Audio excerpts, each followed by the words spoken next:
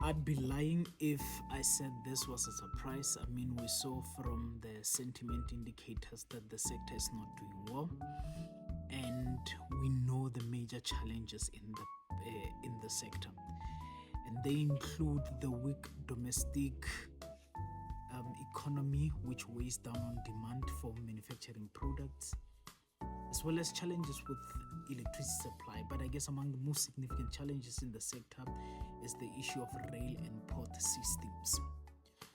So it was not surprising that the sector did not perform that well in the third quarter of 2025, and that has implications for GDP as well as employment, obviously, in the long run.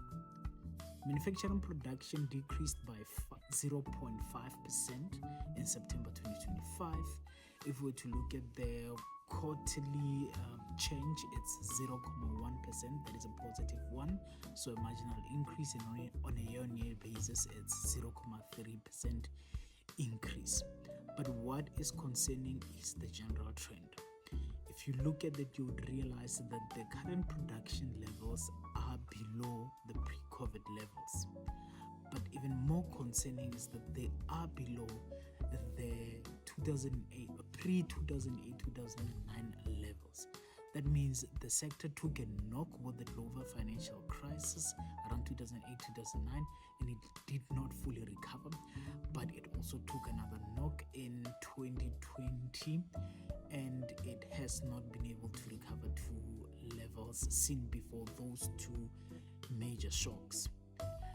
This is worrying because the manufacturing sector is the fourth largest employer if we look at quarterly employment data, looking specifically at the third quarter of 2025. But it is also the fourth largest sector in terms of GDP, that is considering the second quarter of 2025. All of these challenges are largely structural in nature, so we will wait and see. Maybe something positive will come from the MTBPS to revive confidence and hopefully eventually activity, but things are not looking good at the moment.